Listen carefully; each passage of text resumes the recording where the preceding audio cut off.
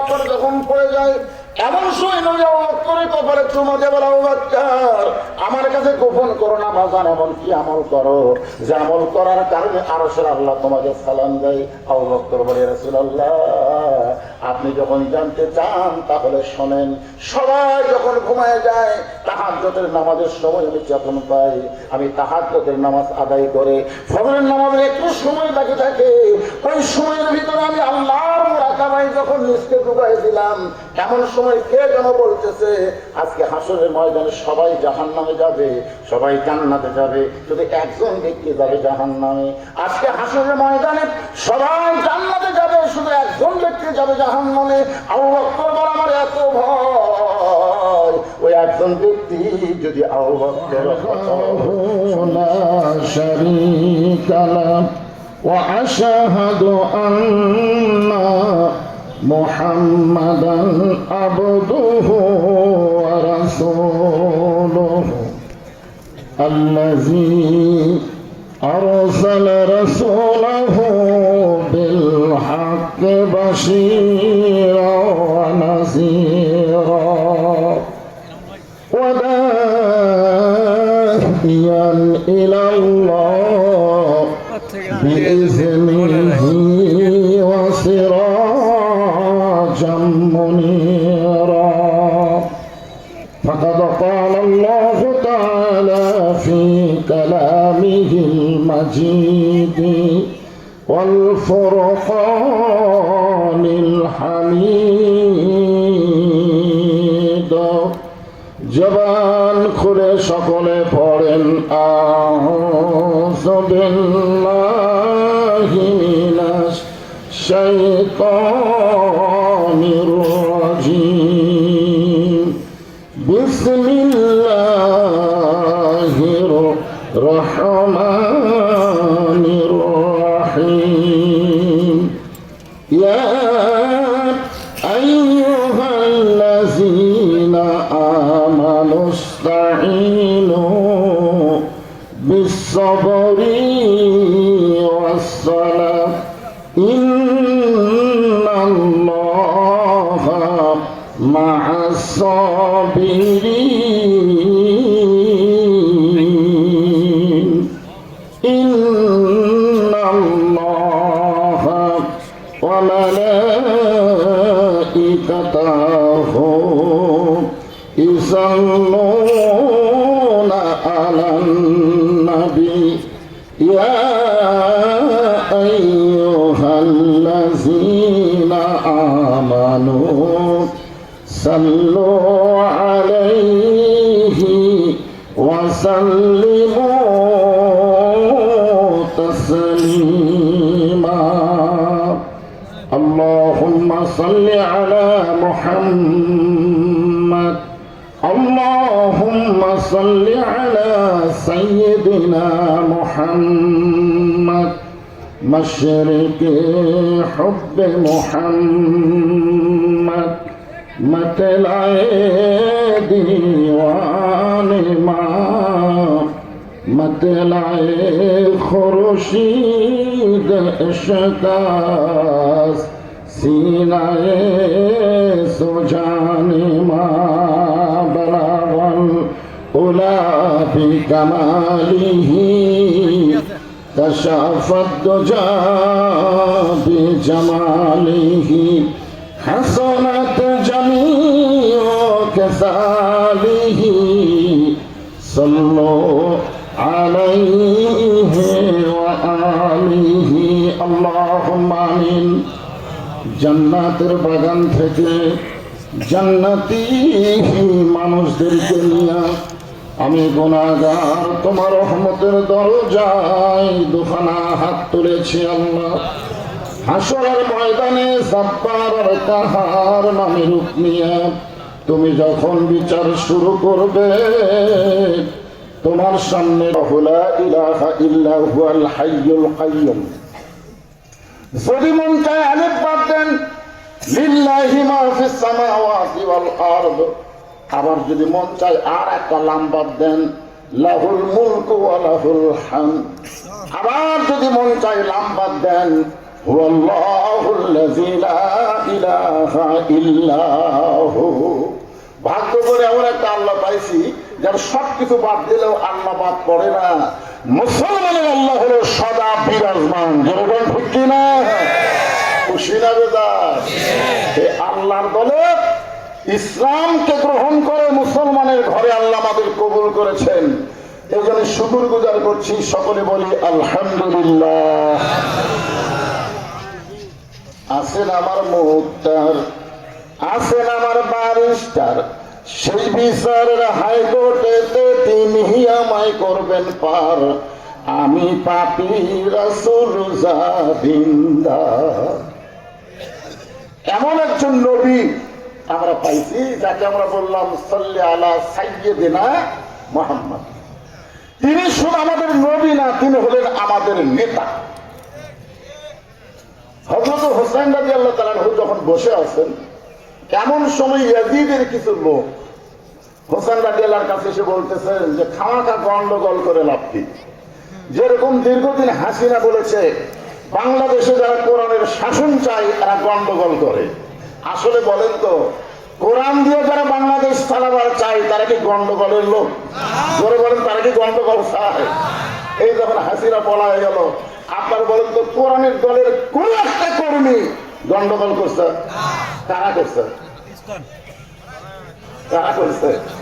আমাদের কাহাদুতে আওয়ামী লীগের সমস্ত ব্যবসা প্রতিষ্ঠান কাজে নিয়েছে, পুড়ে দিছে, এর মধ্যে একটাও কোরআনের দলের মানুষ নেই।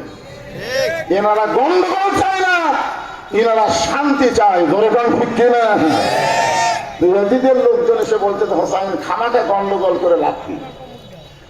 তোমার নানা হলো বিশ্ব নবী, তোমার বাবা হলো বিশ্ব আলম, তোমার মা হলো খাতুনে জান্নাত। ইয়াজিদের লোকেরা বুঝাইতেছে যে তুমি গন্ডগোল কেন করবা? তোমার নানা হলো বিশ্ব নবী, তোমার বাপ হলো বিশ্ব আলেম, তোমার মা হলো খাতুনে জান্নাত। এমন একটা ঘর থেকে আল্লাহ তোমাকে দুনিয়াতে পাঠাইছে, খালি বসা থাকলি তুমি হাদিয়া পাবা। হাদিয়া হাদিয়া।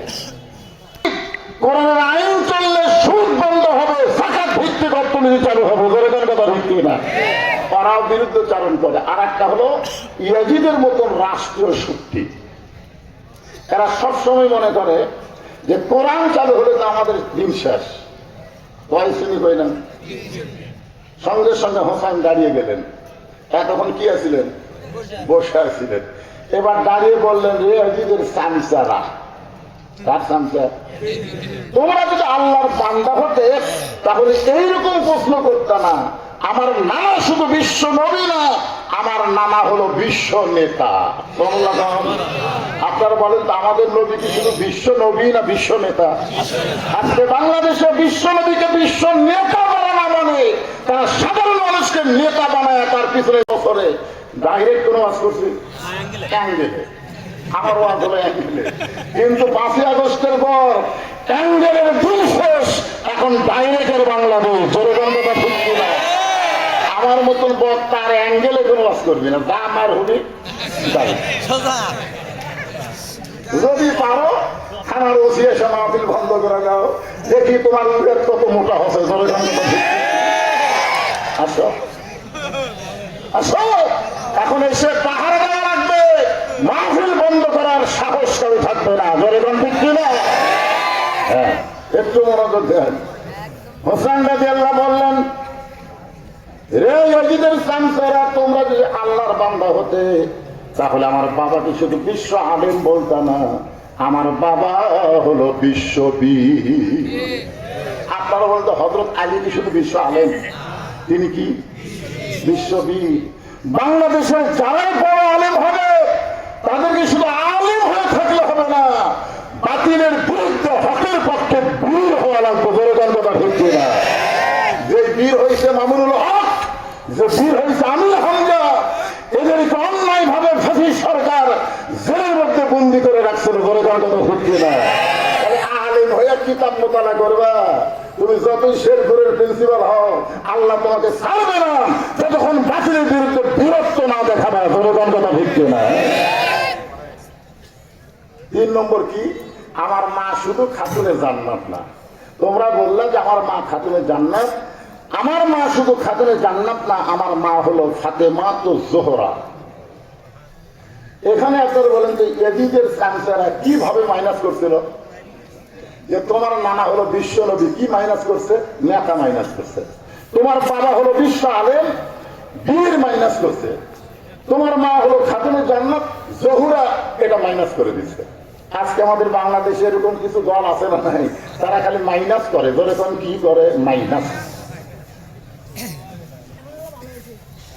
এখন আপনারা বলেন আমাদের নবী কি শুধু বিশ্ব নবী না বিশ্ব নেতা? যেই নেতা জান্নাতের মধ্যে ঢুকেও আমাদের কথা বলেনি, আমাদের কথা বলেনি। লাইলাতুল মিরাজে নবী যখন জান্নাতে ঢুকলেন, ফেরেশতা জিবরাইল বললেন, ইয়া রাসূলুল্লাহ, আপনি যদি আর দুনিয়াতে না যান, আল্লাহ আপনাকে জান্নাত থেকে বের করে দিবে না। নবী বললেন, জিবরাইল তুমি কি মনে করছো আমি জান্নাতে থাকার জন্য ঢুকছি? আল্লাহ যদি আমাকে বলতো জান্নাতে গিয়ে থাকেন, আমি ঢুকতামই না। কারণ আমি নবী আমার জন্য না, আমি নবী হলাম আমার উম্মতের জন্য। যতক্ষণ পর্যন্ত আল্লাহ আমার উম্মতদেরকে জান্নাত না দিবে, ততক্ষণ পর্যন্ত আমি নবী থাকার জন্য জান্নাতে ঢুকবই না। এখন আপনারা একটু জোরে সরে বলেন, যে বিশ্ব নেতা জান্নাতের মধ্যে যে আমাদের কথা বলে নাই, আমরা সেই নেতার পিছনে থাকবো? যাই নেতা বিপদে পড়লে পড়ে যায়, কুন্ডার পাশে থাকবে, পলানোর পিছনে। যা ভুল করছেন করছেন। আর কোন পলানো, কোন নেতার পিছনে আমরা থাকবো না। আমার নেতা, তোমার নেতা বিশ্ব নবী, সবাই বলা লাগবে। আমার নেতা, তোমার নেতা বিশ্ব নবীর চরিত্র তার আগে আপনাদের শিখেছি, মনে নেই। বিশ্ব নবীর চরিত্র ফুলের চাইতেও পবিত্র। আল্লাহ কোরআনে বলেছেন, ওয়াইন্নাকা লাআলা খুলুকিন আযীম। ৯৯টা আল্লাহর নামের মধ্যে আযীম একটা নাম আছে। মহান চরিত্রের অধিকারী হলেন আমাদের বিশ্ব নবী। ধরে কোন সুবহানাল্লাহ। এত সুন্দর নেতা যখন মৌলানা দাওয়াত দেওয়া শুরু করলেন, তখন নবী নিজে নিজে চিন্তা করতেছেন, আমি যে নবী হলাম এইটা কার কাছে বলবো? আমি যে নবী, এইটা কে বিশ্বাস করবে? এরকম চিন্তা যখন করতেছে, তখন নবীর বিবি সামনে এসে বলতেছে, ইয়া রাসূলুল্লাহ, আমি আপনাকে সর্বপ্রথম নবী হিসাবে স্বীকার করলাম। নবী মাথাতে হাত দেখায়, আল্লাহ রে, স্বামীরে নবী বলা বউ। ৪২ বছরের ওয়াজ করতেছি, এখন পর্যন্ত আমার বউ আমাকে হুজুরই হয় না। একদিন ৫০০ টাকা দিয়ে কইলাম, একবার হুজুর কও, আবার ৫০০ টাকা দিলে আরেকবার হুজুর কবার। বহু টাকা দিয়ে গেলে হাসে, মানে হাসো কেন? হুজুর করতে শরম লাগে। আমি বলে শরম কেন লাগে? বলে জনগণ আপনার চিনে না তাই হুজুর কয়, কিন্তু আমি তো চিনি, আপনি কি? যত জায়গায় কলেমার দাওয়াত দেন, কোরআনের ওয়াজ করেন, নিজের বইয়ের কাছে হুজুর হওয়া খুবই কঠিন। জনগণ কথা বলছে না। সর্বপ্রথম বিশ্ব নেতা নিজের বিবির কাছে নবী হয়ে গেলেন। আল্লাহ কোরআনে বললেন, লাকাদ কানা লাকুম ফি রাসূলিল্লাহি উসওয়াতুন হাসানা। নিঃসন্দেহে নিঃসংকোচে একজনকেই নেতা হিসেবে মেনে নেওয়া যাবে, তিনি হলেন আমাদের নবী। জনগণ ঠিক কিনা? এই জন্য আল্লাহ বলেছেন, আতিউল্লাহ ওয়া আতিউর রাসূল। দেখেন, আতিউল্লাহ ওয়া আতিউর রাসূল। এরপরে আল্লাহ বললেন, ওয়া উলিল আমরি মিনকুম। এখানে তো আল্লাহ বলতে পারছেন ও আতিউ উলিল আমরি মিনকুম, কিন্তু আতিউ কেন বললেন না? এটা না বলার পেছনে কারণ হচ্ছে আমার দবির ভাই বুঝতে পারছে। আপনারা বলেন তো, মসজিদে কোন ইমাম সাহেব যখন নামাজ পড়ায়, মনে করেন আসরের নামাজ 4 রাকাত, কয় রাকাত? 2 বৈঠক দেওয়া লাগে। কয় বৈঠক? 2 রাকাতের পরে একটা, 4 রাকাতের পরে একটা। কিন্তু ইমাম কাইতেল পাল দাওরা পাস 2 রাকাতে বসেছে, আবার 3 রাকাতেও বসেছে। এখন আপনারা কি মনে করবেন, হুজুর টাইটেল পাস দাওরা পাস এতদিন 4 রাকাত পড়াছে, আজকে 3 রাকাত বসিছে, আমরা কিছুই কমো না। কোন লোক যদি কিছু না কম, নামাজ হবে? কেন হবে না? কারণ নবীর তরিকা হলো 2 বার বসা লাগবে 4 রাকাতের ভিতরে। ওই 2ও তো বসিছে, 3ও তো বসিছে, তার মানে নবীর তরিকা কি করছে? মাইনাস করে দিছে। এখন আপনাদের দায়িত্ব কি? আল্লাহু আকবার। তখন খেয়াল করে শুনবেন। তো এখন আমরা সবাই আল্লাহর কোরআন অনুযায়ী বাংলাদেশের চলাবার চাই। আমাদের করণীয় কি? এইটাকে সামনে নিয়ে আমি যে আয়াতে কারিমা তেলাওয়াত করেছি আপনাদের সামনে আলোচনা করব। আয়াতটা আর একবার তেলাওয়াত করি। ইয়া আইয়ুহাল্লাযীনা আমানুস্তাঈনু বিস-সাবরি ওয়াস-সালাহ ইন্নাল্লাহা মা'আস-সাবিরিন। আপনারা বলেন তো, কোরআন দিয়ে যখন বাংলাদেশ চালু হবে, যিনি বাংলাদেশের প্রধানমন্ত্রী হবেন, তাহলে 1 নম্বর দায়িত্ব কি? নামাজ পড়া না কায়েম করা? আল্লাহ কোরআনে বলতেছেন 4টা কাজ করা লাগবে, 4টার মধ্যে ওর 1 নম্বর আছে। আল্লাযীনা ইম্মাক্কানাহুম ফিল আরদ, মুসলমানের মধ্যে কাউকে যখন ক্ষমতার চেয়ার দেওয়া হবে, তার 1 নম্বর দায়িত্ব হলো আকামুস সালাত, নামাজ কায়েম করা।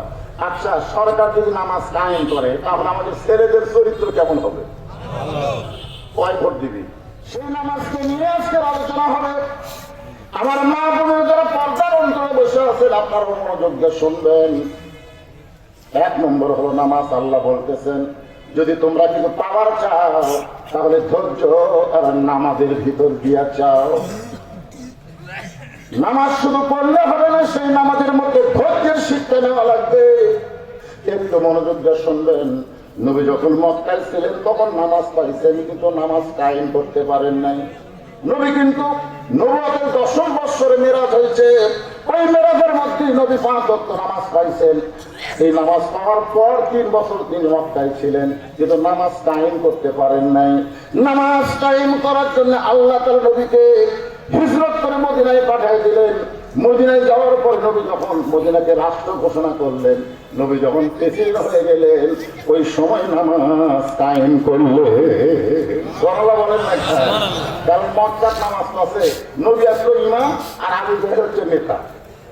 নবী দেখলো না রে, হুজুররা যত ইমাম হোক আর আবু জেহেল মার্কা মানুষ যখন নেতৃত্বের আসনে থাকবে, তখন নামাজ পড়া যাবে, কিন্তু নামাজ কায়েম করা যাবে না। নামাজ কায়েম করতে গেলে কি লাগবে? ইসলামী রাষ্ট্র লাগবে ভাই, কোরআনের রাষ্ট্র লাগবে। নবী নামাজ কায়েম করলেন, আসরের নামাজ। 5 ওয়াক্ত নামাজের মধ্যে একটা নামাজ হলো আসরের নামাজ। যেরকম কি নামাজ? আসরের নামাজ। হ্যাঁ, এই 5 ওয়াক্ত নামাজের মধ্যে আসরের নামাজের গুরুত্ব কিন্তু খুব ভালো। এই জন্য আসরকে বলা হয় সালাতুল উস্তা। আসরের আগেও 2 ওয়াক্ত, আসরের পরেও 2 ওয়াক্ত। হযরত বেলাল আসরের আযান দিলেন। পৃথিবীর সর্বশ্রেষ্ঠ মুয়াজ্জিন হলো হযরত বেলাল। দুনিয়ার মুয়াজ্জিন আযান দেয়, সে আযান মুসলিমের কানে ঠিক মতো যায় না। আর হযরত বেলাল যখন আযান দেয়, ওই আযান আল্লাহর আরশ পর্যন্ত পৌঁছে যায়। আপনারা বলেন তো, সব মুয়াজ্জিনের চাইতে বেলালের আযানের গুরুত্ব কেন বেশি? আমার এলাকার এক মুয়াজ্জিন আমারে কয়, হুজুর এই ফজরের আযান দিবার গেলে মুসল্লি না আসলে করতে আসে। বলেন কি আসে? যে আসাম শুরু করি, এই কুত্তা যে কুত থাকে দৌড়ে সেখানে মসজিদের জানলার কাছে পা ধরে হুজুর এই কুত্তা গুলো আসানের লোক পা দেখেন, মানে আসান দিবার ভাই কত কুত্তার শব্দ পায়। আমাকে বললো, হুজুর এমন কোন দোয়া আছে যে দোয়া দিয়ে কুত্তে আসবে না? আমি বললাম, মসজিদ সাহেব কুত্তে আসবে না, একটা দোয়া আছে। বলে তুমি সেই দোয়াটা কি? আমি বললাম, আপনার ছেলে মেয়ে আছে। হ্যাঁ, ওরা কি নামাজ পড়ে? না হুজুর, আমি তো নামাজের আযান দেওয়া যাই, মাস গেলে 5,000 টাকার আশায়, কিন্তু আমার ছেলেরা তো কম্বল ছাড়ে না হুজুর। আমি বললাম, এই যদি কুত্তা লোক মাঝেছে যে ওই ব্যক্তির চাইতে উত্তম কোন ব্যক্তি নাই। আল্লাহ কোরআন শরীফের মধ্যে বলেছেন, আমান আহসানু কাওলাম মিম্মান দাআ ইলাল্লাহ ওয়া আমিলা সালিহান ওয়া ক্বালা ইন্নানী মিনাল মুসলিমিন। ওই ব্যক্তির চাইতে উত্তম কোন ব্যক্তি নাই, যে ব্যক্তি মানুষকে আযান দেয়, আল্লাহ রাস্তায় ডাকে, সে শুধু ডাকে না, নিজে নেক আমল করে এবং সে যে মুসলমান আত্মসমর্পণকারী, এইটা পরিচয় দেয়। যেরকম সুবহানাল্লাহ। আপনি কি জানেন না, জাহান্নামে আগুন থেকে বাঁচতে গেলে একলা বাঁচতে হবে না, আহাজার দিয়ে বাঁচা লাগবে। এই জন্য কুত্তা বুঝতে পারছে, এই কারণে লোক মাঝে। আপনারা বলেন তো, হযরত বেলাল কি সেই রকম মুয়াজ্জিন নাকি? সেই রকম মুয়াজ্জিন। আল্লাহর আরশ পর্যন্ত তার আযানের ধ্বনি আল্লাহ পৌঁছায় দেয়। সেই বেলাল আসরের আযান দিয়েছে, চারিদিক থেকে সাহাবীরা পালের মধ্যে মতো মসজিদ নববীর মধ্যে ঢুকে গেছে। যখন নামাজের সময় হয়েছে আল্লাহর নবী মেহরাবের মধ্যে ঢুকেছে, হযরত বেলাল নামাজের আকামত শুরু করলেন। ইমাম যখন মেহরাবের মধ্যে ঢুকবে তখন মুয়াজ্জিন আকামত দিবে। ওয়াক্তামাতি সালা না ধরা পর্যন্ত ইমাম কিবলামুখী হবার পারবে না। আমার কথাটা তুই খেয়াল করবেন, ইমাম মানে কি শুধু মুসলিম ইমাম না, ইমাম মানে হচ্ছে নেতা। এখন ইমামকে দেখা লাগবে যে আওয়ামী লীগেরা কি সামনে কাতার করতেছে, বিএনপি কি 2 নম্বরটা আছে, জাতীয় পার্টি 3 নম্বর কাতারে, আর যুদ্ধ অপরাধের জামাত হলো 4 নম্বর। ইমাম মানে কি কথা কান, ইমাম মানে কি? দেখা যাচ্ছে একটা কালো মানুষের কাছে একটা ফর্সা মানুষ দাঁড়াবার চাচ্ছে না, একটা গরিবের কাছে একটা ধনী দাঁড়াবার চাচ্ছে না।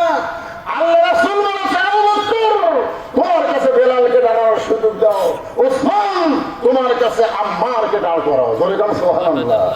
একজন লম্বা, একজন খাটো, একজন ধনী, একজন গরিব, একজন কালো, একজন ফর্সা, সব কাতারবদ্ধ হয়ে দাঁড়াও।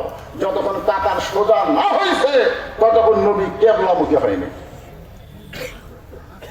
হযরত বেলাল যখন আকামত শুরু করলেন, এমন সময় নবী দেখলেন সামনে কাতারে একজন সাহাবী বসে আছেন, একজন সাহাবী বসে আছেন। আল্লাহ নবী সঙ্গে সঙ্গে কোরআন থেকে তেলাওয়াত করলেন, কুমু লিল্লাহি কানিতিন। আয়াতের বাংলা অর্থকে জানেন আপনারা? কোরআন শরীফ তেলাওয়াত শুনলে কিছুই কম না কেন? আল্লাহ কন্যা আপনারা, আপনারা কোন দলের মানুষ ধরেন? বাংলাদেশে 2টা বড় দলে সহজ আল্লাহ আকবার কয় না, একটা হলো আওয়ামী লীগ, একটা হলো বিএনপি। আপনার কি এই 2 দলের লোক? দেখবেন এদের মিছিল মিটিং আল্লাহ আকবারের দল। কোরআন শরীফ শুনলে কেন আল্লাহ আকবার বলবেন? ওয়াইযা তুলিয়াত আলাইহিম আয়াতুহু জাদাতুহুম ঈমানান। আল্লাহর কোরআনের তেলাওয়াত শুনলে আল্লাহ মানুষের ঈমান বাড়ায়া দেয়। এই জন্য যখনই কোরআন তেলাওয়াত হবে জোরে পারেন আসতে পারেন আল্লাহু আকবার বলবেন, তবে জোরে বললে শয়তান জাগার হয়। এত জোরে দৌড় দেয় রাসূল বলেছেন, শয়তানের পিছন দিক দিয়ে বাতাস বের হয়। এই জন্য একটু আল্লাহু আকবার বলতে আপনাদের আপত্তি আছে? লিল্লাহি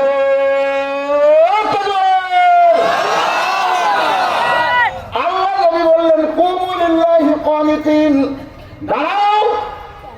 তোমাদের সাহাবা বেলাল বলতেছে, এরপরেও তুমি সামনে কাতারে বসে আছেন, দাঁড়াও। কারণ নামাজের ভিতরে বাহিরে যে 5টা ফরজ, তার মধ্যে একটা ফরজ হলো দাঁড়িয়ে নামাজ পড়া। ধরেন কি পড়া? কথা হয় না। যারা সিয়ারে নামাজ পড়েন, যারা সিয়ারে নামাজ পড়েন তাদেরকে বলবো, ভাই সিয়ারে নামাজ পড়ার কথা কোরআন হাদিসের কোনো জায়গাতে নেই। আপনি পারলে বসে পড়েন, যদি দাঁড়াবার না পারেন বসে পড়েন, না যদি পারেন শুয়ে থেকে পড়েন, তাও সিয়ারে বসা পাবে না। কারণ কুমু লিল্লাহি কানিতিন, কানিতিন শব্দের অর্থ হচ্ছে পরিপূর্ণ আনুগত্য। সিয়ারে বসলে আনুগত্য হয়। আপনি কার কাছে আইছেন? নামাজ কার কাছে আইছেন? আল্লাহর কাছে। তো আল্লাহর কাছে সিয়ারে বসা কেমন লাগে? আল্লাহ রাসূল বললেন, দাঁড়াও। সাহাবী বললেন, ইয়া রাসূলুল্লাহ, হযরত বেলাল যখন আকামত শুরু করেছে এমন সময় আমি দাঁড়াবার চাই, কিন্তু আমার দেহে এত দুর্বল হয়ে গেছে। আজকে 3 দিন হয়ে গেল আমার দেহের মধ্যে কোনো খাবার পড়ে নাই। এই না খাওয়ার কারণে আমি এত দুর্বল হয়ে গেছি। ইয়া রাসূলুল্লাহ, আমি দাঁড়াবার চাই কিন্তু দাঁড়াবার পারতেছি না। সঙ্গে সঙ্গে আল্লাহ নবী বললেন, ওসমান। নবী যখন মদিনার রাষ্ট্রপতি ছিলেন ওই সময় নবীর কয়েকটা মন্ত্রী ছিল। ধর্মমন্ত্রীর নাম হলো আবু বকর। যেরকম ধর্মমন্ত্রীর নাম কি? সবাই একটু হাঁ করেন। ধর্মমন্ত্রীর নাম কি? আইন মন্ত্রী হলেন হযরত ওমর, আইন মন্ত্রী হলেন হযরত ওমর, আর শিক্ষা মন্ত্রী হলেন হযরত আলী, আর অর্থমন্ত্রী হলেন ওসমান গনি। আমি এখানে কয়টা মন্ত্রীর নাম করলাম? 1 নম্বর হলো ধর্মমন্ত্রী, নাম কি? আবু বকর। আইন মন্ত্রী ওমর। আর বাংলাদেশের আইনমন্ত্রী সারা নৌকা ধরা পড়তে পারে। সব কাম আছে, বিপদ করলে দাঁড়িয়ে থাকে। আর ধর্মের নামে মিথ্যাবাদী, যারা মাথায় টুপিতে মুখে দাঁড়িয়ে রাখে আবার বিপদে কামাই ফেলে। কথা ঢুকছে না? এত বিপদ গেছে। আল্লাহর কোরআনের দলের লোকেরা কি দাড়ি কামাছে? দাড়ি কামাছে? হ্যাঁ, একটু চিন্তা করে দেখেন আল্লাহ নবী ধর্মমন্ত্রী আবু বকরকে কেন বানালেন? কারণ ধর্মমন্ত্রীর সাথে আবু বকরের চরিত্রের মিল আছে। একদিন ফেরেশতা জিবরাইল মসজিদ নববীর মধ্যে এসে বলে, ইয়া রাসূলুল্লাহ, আল্লাহ পাক আপনাকে সালাম দিয়েছে। সঙ্গে সঙ্গে নবী খুশি হয়ে বললেন, ওয়া আলাইকুম আসসালাম ইয়া আল্লাহ। জিবরাইল বলতেছে, ইয়া রাসূলুল্লাহ, শুধু আল্লাহ পাক আপনাকে সালাম দেয়নি, আপনার ধর্মমন্ত্রীকেও আল্লাহ সালাম দিয়েছে। নবী বলেন, জিবরাইল, আল্লাহর ওহী নিয়ে তুমি আমার কাছে আসো, তুমি না হয় আল্লাহর সালাম আমার দিলে, কিন্তু আমার আবু বকরের কাছে আল্লাহর সালাম কে দিবে? জিবরাইল বলতেছে, আমার দেওয়ার সুযোগ থাকলে আমি দিতাম, কিন্তু আমার তো দেওয়ার সুযোগ নাই। এখন আল্লাহর সালাম আপনাকেই আবু বকরের কাছে পৌঁছাতে হবে। আল্লাহ রাসূল বললেন, জিবরাইল, কোন আমলের কারণে আরশের আল্লাহ আবু বকরকে সালাম দেয় তুমি কি বলতে পারো? জিবরাইল বলতেছে, রাসূলুল্লাহ, আমি জানি না। রাসূল বলতেছে, আমিও জানি না। জিবরাইল বলতেছে, হুজুর আপনিও জানেন না, আমিও জানি না কোন আমলের কারণে আল্লাহ আবু বকরকে সালাম দেয়। যদি আপনি জানতে চান তাহলে একটু তদন্ত করে জেনে নেন। দুনিয়ার সবাই যখন ঘুমায় গেছে, এমন সময় আল্লাহ নবী আবু বকরকে কেন আল্লাহ সালাম দিছে, এইটা তদন্ত করার জন্য চুপি চুপি আবু বকরের বাড়ির কাছে গিয়ে দেখে ঘরের ভিতর থেকে ছোট বাচ্চার মতন ফোঁপায় ফোঁপায় কাঁদতেছে। কে কান্দে এমন করে? আর একটু জানলার কাছে গিয়ে নবী কান ফলায় শোনে, যে কান্দেছে সে আর কেউ না, 1 নম্বর জান্নাতি হযরত আবু বকর। এই দুনিয়াতে 10 জনকে জান্নাতের সার্টিফিকেট দেওয়া হয়েছে। কয়জন আপনারা জানেন না? আশার মুবাশশিরা জানেন? নাম জানেন? খালি 10 জন সাহাবী বলে হবে, তাদেরকে নামও জানা লাগে। ছেলেরে ভারতের কয়টা নায়ক নাই, তাই তোমরা খবর করো। মেসি নেইমারের নাম তোমাদের ভিতরে মুখস্থ থাকে। আর আশার মুবাশশিরা ইমাম মালিক বলেছেন, এই 10 জন সাহাবীর নাম সবসময় যারা মুখস্থ বলতে পারবে, ওই ব্যক্তিরা যখন মৃত্যুর বিছানায় দুর্বল হয়ে পড়বে, এই 10টা সাহাবীর রূহানী তাওয়াজ্জু আল্লাহ তার প্রতি নাযিল করে ঈমানের কলেমা তার মুখে আল্লাহ জারি করে দিবে। কয়জন? নাম কোন? 1 নম্বর আবু বকর, 2 নম্বর ওমর, 3 নম্বর ওসমান, 4 নম্বর আলী, 5 নম্বর আব্দুর রহমান ইবনে আওফ, 6 নম্বর হলো জুবাইর, 7 নম্বর তালহা, 8 নম্বর সাদ ইবনে আবি ওয়াক্কাস, 9 নম্বর হলো আবু সাঈদ, আর 10 নম্বর হলো উবাদা ইবনুল জাররাহ। আল্লাহ রাসূল বলেছেন, আমার সমস্ত উম্মতের নেকি যদি এক পাল্লায় দেওয়া হয়, আর আবু বকরের এক রাতের নেকি যদি অন্য পাল্লায় দেওয়া হয়, সমস্ত উম্মতের নেকির চাইতে আবু বকরের নেকির ওজন বেশি হবে। সেই মানুষ কাঁদতেছে, আশ্চর্য। সবাই ঘুম পড়ে, আমার আবু বকর এমন করে কান্দে কেন? নবী কিছুই বললেন না। ফজরের নামাজ পর সালাম ফিরে নবী সাহাবীর দিকে মুখ ঘুরালেন। নবী মুখ ঘুরাই দেখে আবু বকরের চোখ দুইটা রক্তের মতন লাল।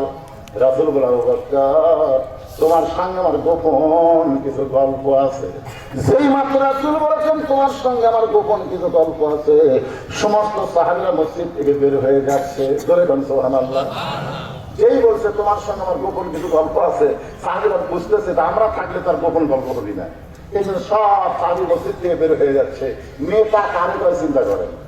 এখন যদি ইমাম সাহেব বলে, মুয়াজ্জিন সাহেব তোমার সঙ্গে আমার গোপন কিছু গল্প আছে, তখন মুসলিমরা বলবে, হুজুর তার মুয়াজ্জিনকে আপনি দাঁড়ান। কারণ বেতন দিয়ে ইমাম থেকে তো নেতাগিরি মানে না। ধরে কথা ঠিক কি না? এখনকার কত ইমাম মসজিদের মুতুল্লি স্থান দিতে হবে। একটু মনোযোগ দেন। যেই মাত্র নবী বলেছে আবু বকর তোমার সঙ্গে আমার গোপন কিছু গল্প আছে, সঙ্গে সঙ্গে সমস্ত সাহাবীরা বাইরে চলে গেছে। আল্লাহ নবী বলেন, আবু বকর তুমি কি বলতে পারো এমন কি আমল করেছো যে আমল করার কারণে আরশের আল্লাহ তোমাকে সালাম দেয়? এই কইছে আবু বকর শ্বাস করে পড়ে গেছে। রাসূল বলতেছে আরশের আল্লাহ তোমার সালাম দেয়। এই কথা শোনার পরে তুমি খুশি হবা, এমন করে কাঁদতে কাঁদতে পড়ে গেলে। আবু বকর বলে, হুজুর আমি জানি না হুজুর, এই অধমে এমন কি আমল যে আমলের কারণে আল্লাহ আমাদের সালাম দিল, আমি তো জানি না হুজুর। আজকে বুকের মধ্যে নিয়ে বলতেছে ইন্না আকরামাকুম ইনদাল্লাহি আতকাকুম, যার কলিজার মধ্যে আল্লাহর যত বেশি ভয় তার জন্য আরশের আল্লাহর সালাম হয়। এখন বলেন ধর্মমন্ত্রী হিসেবে আবু বকর কেমন? নামে ঠিক আছে তো? আইনমন্ত্রী হিসেবে হযরত ওমর কেমন? ভালো। এখন কেমন আইন তার মধ্যে লম্বা যুদ্ধ করে খুদ্া দিচ্ছে, অর্থ পৃথিবীর খরিদা আইন করে করে একটু দেখো। মাঝখান থেকে এক সাহাবী দাঁড়িয়ে বলতেছি আমিরুল মুমিনিন আমাকে খাটো পাঞ্জাবি দিয়ে আপনি লম্বা যুদ্ধ করে খুদ্া দেন, যতক্ষণ পর্যন্ত আপনার লম্বা যুদ্ধ ওয়াজ না করবেন আপনার কোনো ওয়াজ আমরা শুনবো না, কোনো খুদ্াই শুনবো না। তোমার ফারুকের চোখটা দরদর করে পানি পড়তেছে। এমন সময় আব্দুল্লাহ ইবনে ওমর ফারুকের সন্তান বাবার পাশে দাঁড়ায় বলে, হে নবীর সাহাবীরা, আমার বাবার লম্বা জুব্বা দেখে তোমরা বাবার খুতবা শুনবা না? তোমরা কি জানো আমার বাবার জুব্বা লম্বা হওয়ার কারণ কি?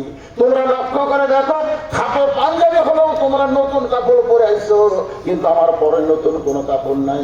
ওসমান গনি বলে, আব্দুল্লাহ আজকে জুমার দিন সবাই নতুন কাপড় পরেছে, তুমি কেন নতুন কাপড় পরো নাই?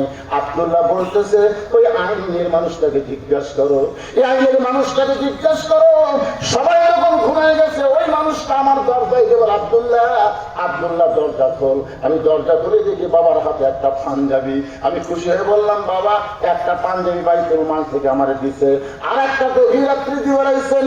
ওমর ফারুক বললেন, ইন্নাল্লাহা ইয়ামুরুকুম আন তুআদ্দুল আমানাতি ইলা আহলিহা ওয়া ইযা হাকামতুম বাইনান নাস আন তাহকুমু বিল আদল।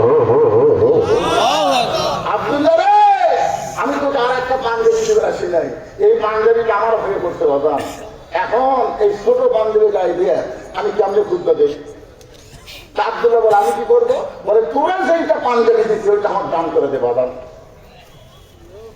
আব্দুল্লাহ, আপনি এখন অর্থনীতির খলিফা, আপনি অর্থনীতির খলিফা হয়ে বেকার কাছে কেউ পাঞ্জাবি দিয়েছেন, আপনি আর একটা লোক। ওমর ফারুক বললেন, ওইটা হাকামতুম বাইনান নাস আন তাহকুমু বিল আদল। মুসলমানের মধ্যে কাউকে যখন হাকিম নির্বাচন করা হয়, সে নিজের ইচ্ছাই কোনো আইন সাপ্লাই দিতে পারে না, আল্লাহর কোরআনের আইন তাকে মেনে চলতে হয়। বলবেন কথা বলছি না? তুই পারিস করতে দে, না পারিস না দে। সঙ্গে সঙ্গে আব্দুল্লাহ তার কাপড়ের অংশটুকু বাবারে দান করে, বাবা নিজের কাপড় তার কাপড় একত্র করে লম্বা জুব্বা বানায় খুদ্া দেয়। এখন বলো বাবার খুদ্া শোনা যায় কিনা যায়? সমস্ত সাহাবীরা কান্দে। আল্লাহর কোরআনের আইন মেনে যখন কোনো মানুষ চলবে, কোরআন দিয়ে যখন বাংলাদেশ চলবে, মুসলমান এমন ভালো নেতা দেখতে পাবে। অর্থমন্ত্রীর নাম কি মনে ভুলে গেছে? ওসমান, আল্লাহ তোমাকে এত সম্পদ দান করেছে, তোমার এই ভাই আজকে 3 দিন হলে না খেয়ে আছে, 3টা দিন হলে না খেয়ে আছে, 6টা দিন, 3টা দিন হলে না খেয়ে আছে। আল্লাহ তোমাকে এত সম্পদ দান করেছে, সেখান থেকে তোমার ভাইকে কিছু দিবার পারবা না? ওসমান গনি চোখের করে গেল করে বলে, রাসূলুল্লাহ আমার ভাইটা আজকে 3 দিন হলে না খেয়ে আছে, এটা যদি আগে জানতাম তাহলে নিজে না খাইয়া আমার ভাইয়ের বাড়িতে খাবার পৌঁছানো দিতাম। আপনার বলে তো ওসমান গনি কথা ঠিক করেছে না মিথ্যা করেছে? তার জীবনে করে দেখেন, আমি যখন প্রথম 11 সালে হজ করতে গেলাম, জান্নাতুল বাকিতে ঘুরতে গিয়ে যার কবরটা সবার সামনে পড়ে, সেই কবরটাই হলো ওসমান গনির কবর। বলে কোন সুবহানাল্লাহ। এখানে অনেক হাজি সাহেব আছেন, প্রায় হাজি, শুনে দেখবেন একেবারে জান্নাতুল বাকির মধ্যে ঢোকার সাথে সাথে যে কবরটা সামনে পড়বে ওসমান গনির কবর। কোনো গম্বুজ নাই ভাই, কোনো গম্বুজ নাই, খালি পাথরকে একটু চিহ্ন করে রাখছে। ভিতরে একটা পাথর, সেই পাথরের গায়ে খোদাই করে লেখা আছে ওসমান গনি। আল্লাহ কোরআনে বলেছেন, আল্লাহু গানিয়ুন ওয়া আনতুমুল ফুকারা, আমি আল্লাহ হলাম ধনী, পৃথিবীর সবাই হলো ফকির। রাসূল বলেছেন, ইল্লা ওসমান গানিয়ুন। সাহাবারা বলে, ইয়া রাসূলুল্লাহ আল্লাহ ওসমানকে গানি ডিগ্রি কেন দিল? আল্লাহ রাসূল বলতেছেন, তাহলে শোনো, একদিন মসজিদ নববীর মধ্যে আমি বসে আছি, এমন সময় ক্ষুধার্ত লোক এসে আমাকে বলে, ইয়া রাসূলুল্লাহ যদি পারেন তো আল্লাহর রাস্তে আমাকে একটু সহযোগিতা করেন। সঙ্গে সঙ্গে নবী জুব্বা তুললেন,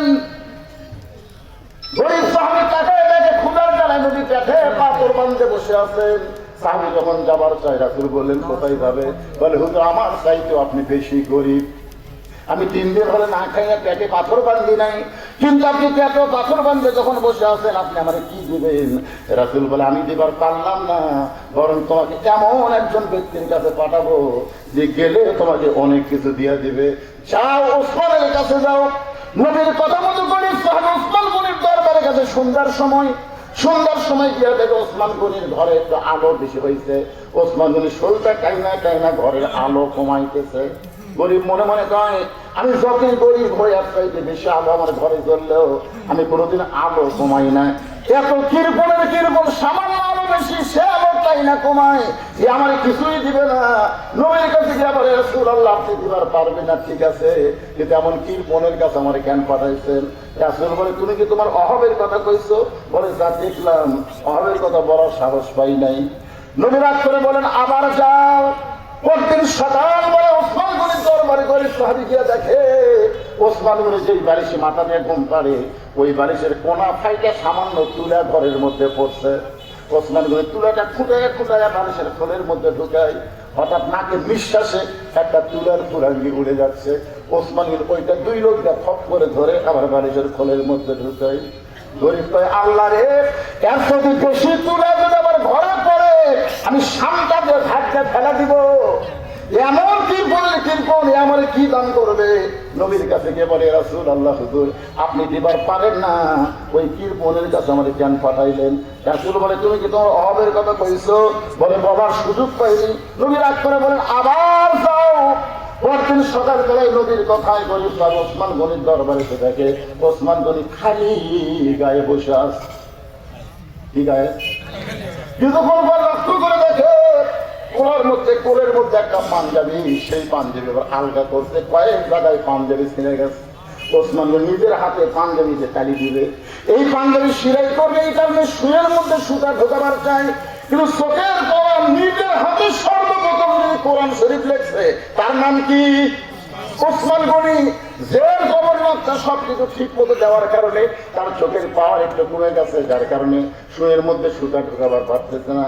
শুয়ে ধরে এইরকম সুতা এদিক দিয়ে যায়।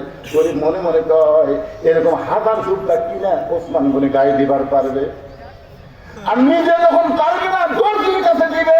কি কিরপণ নিজেই দুব্বা সিলাই করবে, কিন্তু শুয়ের মধ্যে সুতা ঢোকাবার পারতেছে না।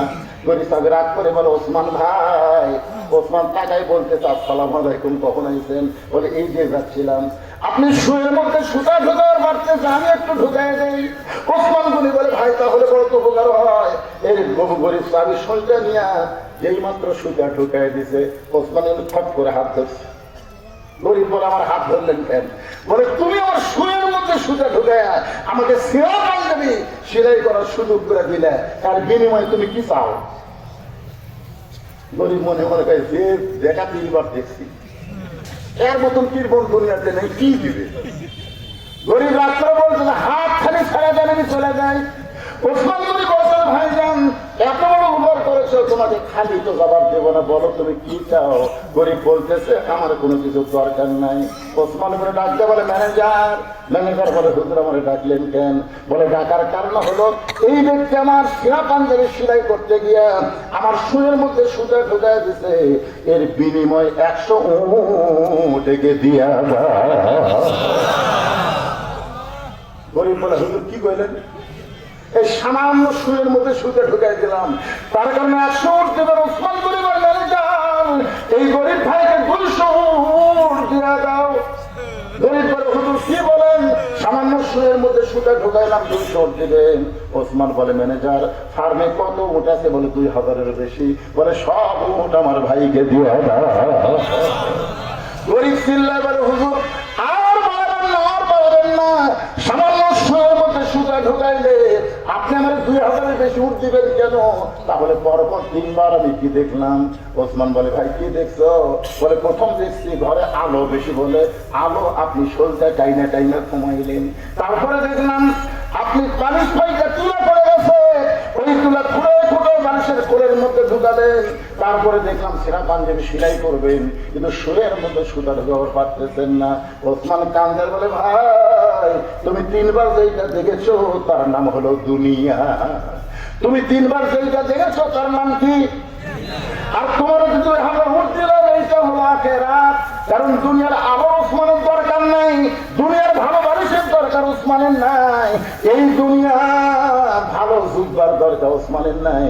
ওসমান হলো আখেরাতের কাঙ্গাল।